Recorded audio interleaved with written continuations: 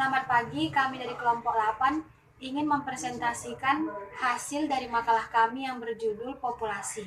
Perkenalkan, nama saya Agnes Marcella Febrina, saya sebagai pemateri pertama.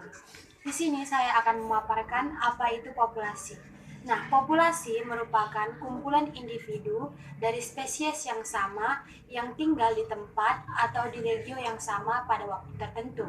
Atau bisa dikatakan, populasi merupakan sekelompok yang individunya mampu bertukar informasi genetik dan mendiami suatu tempat yang khusus. Nah, pada populasi juga mengalami yang namanya perubahan, di mana perubahannya itu berjalan dari waktu ke waktu. Apabila pada sumber daya yang organismenya itu terpenuhi, maka populasi akan meningkat secara cepat. Namun apabila dalam lingkungan sumber dayanya itu berkurang atau tidak terpenuhi, maka organisme atau individunya akan mengalami yang namanya perubahan pada populasi.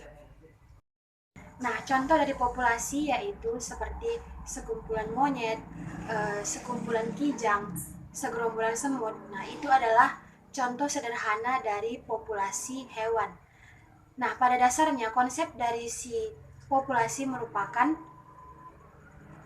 adalah sekelompok individu atau beberapa individu dari spesies yang sama yang dapat hidup bersama pada satu tempat yang khusus dan dapat melakukan proses reproduksi dengan sesama jenisnya.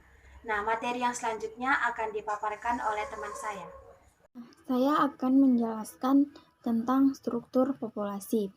Individu dalam suatu populasi dapat dikelompokkan berdasarkan kelompok umur dan jenis kelamin. Struktur populasi menurut umur dan jenis kelamin merupakan karakter yang penting dalam dinamika populasi dan dapat pula digambarkan dengan piramida struktur populasi. Struktur populasi menurut umur meliputi mortalitas, natalitas, dan juga imigrasi, di mana mortalitas merupakan kematian, natalitas kelahiran, dan migrasi merupakan perpindahan. Contoh dari struktur populasi yaitu tentang penelitian monyet hitam di daerah Sulawesi. Pada awal pengamatan yaitu pada tahun 2004, tepatnya di bulan Januari, ukuran kelompok monyet hitam terdapat sebesar 51 ekor, di mana 13 kelahiran, 2 kematian, dan 3 imigrasi, serta 7 emigrasi. Lalu pada akhir pengamatan, yaitu pada bulan Desember, terdapat 58 ekor monyet hitam. Nah, penyebab kematian biasanya terjadi karena kecelakaan ataupun serangan dari predator. Nah, predator terjadi sering dituju pada hewan atau individu yang baru lahir ataupun individu yang belum memiliki perlindungan diri sehingga mudah diserang oleh predator. Nah, selanjutnya yaitu akan dijelaskan oleh teman saya yaitu tentang spesies R dan K. Soalnya yaitu strategi hidup ada dua macam, yaitu dengan spesies R dan K. Spesies R adalah rapid dan spesies K adalah kecil, di mana jenis makhluk hidup dengan strategi hidup R yaitu dapat mengalami pertumbuhan populasi yang cepat dan mengabaikan terlampau daya dukung lingkungannya.